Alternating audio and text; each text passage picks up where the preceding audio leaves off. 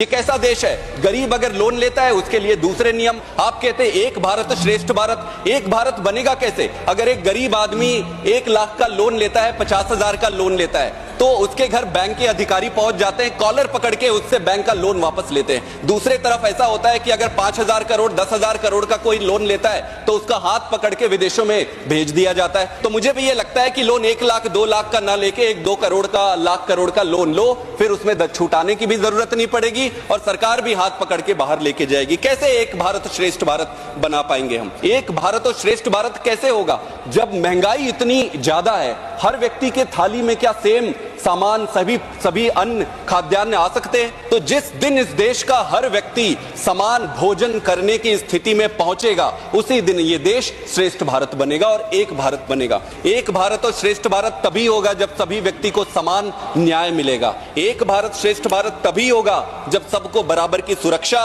रोजगार, पारदर्शी गवर्नेंस, राजनीतिक स्थिरता और नैतिक दायित्वों का निर्वहन होगा। प्रश्न यह है कि एक भारत और श्रेष्ठ भारत का मतलब क्या है? इसका उद्देश्य क्या है? एक भारत श्रेष्ठ भारत का मतलब है कि इस देश में रहने वाला हर एक व्यक्ति में समानता हो।